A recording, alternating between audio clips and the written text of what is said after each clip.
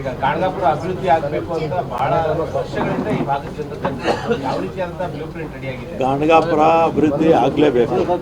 ಕಾರಣ ಏನಂದರೆ ಬರೀ ನಮ್ಮ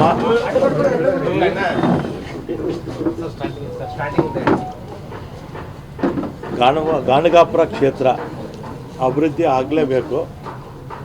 ಈ ಭಾಗದಲ್ಲಿರ್ತಕ್ಕಂಥ ಎಲ್ಲ ಶಾಸಕರು ಕೂಡ ಈಗಾಗಲೇ 2-3 ಮೀಟಿಂಗ್ ಮಾಡಿದ್ದಾರೆ. ನಮ್ಮ ಜಿಲ್ಲಾ ಉಸ್ತುವಾರಿ ಸಚಿವರು ಜಿಲ್ಲಾಧಿಕಾರಿಗಳ ಜೊತೆ ಚರ್ಚೆ ಮಾಡಿ ಪ್ರಸಾದ್ ಸ್ಕೀಮಲ್ಲಿ ಹಣ ಬೇಕು ಅಂತ ಪ್ರಸ್ತಾವನೆ ಕೂಡ ಸಲ್ಲಿಸಿದರು. ಅದ್ಯಾಕೋ ಆಗಲಿಲ್ಲ. ಆಮೇಲೆ ವಿಧಾನಸಭೆಯಲ್ಲಿ ನಮ್ಮ ಎಂ ಬಿ ಪಾಟೀಲರು ಪ್ರಶ್ನೆ ಕೂಡ ಹಾಕಿದರು ಮೊನ್ನೆ ಸೆಷನಲ್ಲಿ, ಅದಕ್ಕೆ ಹಿಂದಿನ ಸೆಷನ್ನಲ್ಲಿ. ಆಮೇಲೆ ನಾನೇ ಖುದ್ದಾಗಿ ಒಂದ್ಸಲಿ ಬರ್ತೀನಿ ಅಂತ ಹೇಳಿದೆ. ಒಂದು 2-3 ತಿಂಗಳಿಂದ ನಾನು ಬರಬೇಕು ಅಂತ ಕಾರಣಾಂತರಗಳಿಂದ ಉಸ್ತುವಾರಿ ಸಚಿವರು ನಾವು ಒಂದು ಟೈಮ್ಗೆ ಸೇರೋಕ್ಕಾಗಲಿಲ್ಲ. ಇವತ್ತು ಕೂಡ ಫ್ಲೈಟ್ ಟಿಕೆಟು ಬುಕ್ ಮಾಡಿದರು ಪ್ರಿಯಾಂಕ್ ಅವರು. ಅದರೇನೋ ಸ್ವಲ್ಪ ಆರೋಗ್ಯ ಸರಿ ಇಲ್ಲ ಅಂತ ಹೇಳಿ ಬರಲಿಲ್ಲ. ನಾನು ಪಾಟೀಲರು ನಮ್ಮ MLC ಅವರು ನಾವೆಲ್ಲ ಕೂಡ ಮುಖಂಡರು ಎಲ್ಲರೂ ಕೂಡ ಅಲ್ಲಿ ಹೋಗ್ತೀವಿ. ಮತ್ತು ಜಿಲ್ಲಾಧಿಕಾರಿಗಳ ಜೊತೆ 2-3 ಸರಿ ಚರ್ಚೆ ಮಾಡಿದ್ದೀನಿ ನಾನು. ನೋಡೋಣ ಏನು ಸಾಧ್ಯ ಆಗುತ್ತೋ ಅದನ್ನು ನನ್ನ ಅವಧಿನಲ್ಲೇ ಮಾಡೋಕ್ಕೆ ಪ್ರಯತ್ನ ಮಾಡ್ತೀನಿ.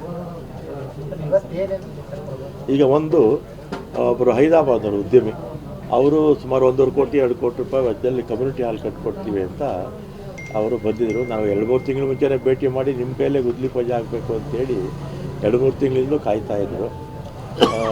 ಮತ್ತು ಅವ್ರಿಗೆ ನಾನು ಆ ಸಂದರ್ಭದಲ್ಲಿ ಹೇಳಿದೆ, ಇಲ್ಲ ಇನ್ನೂ ಹೆಚ್ಚು ಹಣ ಬೇಕಾದ್ರೆ ಖರ್ಚು ಮಾಡ್ತೀನಿ ಅಂತ ಹೇಳಿದ್ದಾರೆ. ಮತ್ತು ಅಲ್ಲಿ ಇವರೆಲ್ಲ ಬರ್ತಾರೆ, ಇವರು ಅಂಗವಿಕಲರು ಎಲ್ಲ ಬಂದು ಏನೋ ಪೂಜೆ ಮಾಡೋಕ್ಕೆ ಹೆಚ್ಚು ಬರ್ತಾರೆ. ಅಲ್ಲಿ ಒಂದು ಟೆಂಪ್ರರಿ ಶೆಡ್ ಇದೆ, ಅದೊಂದು ಪರ್ಮನೆಂಟ್ ಸ್ಟ್ರಕ್ಚರ್ ಬೇಕು ಅಂತ ಕೂಡ ಕೇಳಿದ್ದಾರೆ. ದೇವಸ್ಥಾನದಲ್ಲೇ ಹಣ ಇದೆ. ಅದನ್ನು ಇವತ್ತು ನೋಡ್ಬಿಟ್ಟು ಮಾಸ್ಟರ್ ಪ್ಲ್ಯಾನು ರೆಡಿ ಮಾಡಿದ್ದಾರೆ.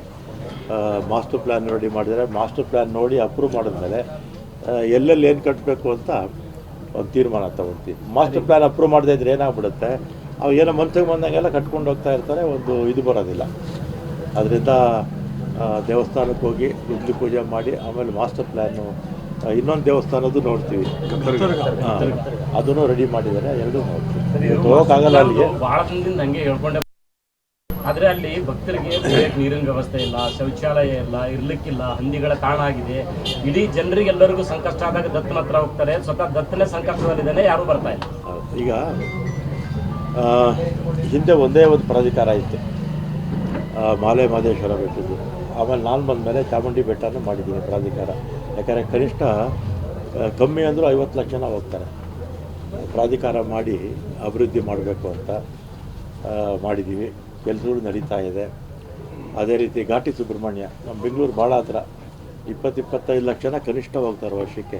ಪ್ರಾಧಿಕಾರ ಮಾಡಿ ಮನೆಯಲ್ಲಿ ಒಂದು 29 ಕೋಟಿ ಕೆಲಸಗಳಿಗೆ ಅನುಮೋದನೆ ಕೂಡ ಕೊಟ್ಟಿದ್ದೀವಿ. ಅದೇ ರೀತಿ ರೇಣುಕಾ ಯಲ್ಲಮ್ಮ 215 ಕೋಟಿ ಕೆಲಸಗಳಿಗೆ ಅನುಮೋದನೆ ಕೊಟ್ಟಿದ್ದೀವಿ. ಟೆಂಡರೆಲ್ಲ ಆಗಿದೆ, ಕೆಲಸಗಳು ಪ್ರಾರಂಭ ಆಗಿರಬೇಕು. ನಾನು ಸೆಷನ್ ಟೈಮಲ್ಲಿ ಗಮನಿಸಲಿಲ್ಲ, ಅದು ಪ್ರಾಧಿಕಾರ ಮಾಡಿದ್ವಿ. ಆಮೇಲೆ ಹುಲಿಗೆಮ್ಮ ಕನಿಷ್ಠ 60-70 ಲಕ್ಷ ಜನ ಅಲ್ಲಿ ಪ್ರತಿ ವರ್ಷ ಕೂಡ ಹೋಗ್ತಾರೆ.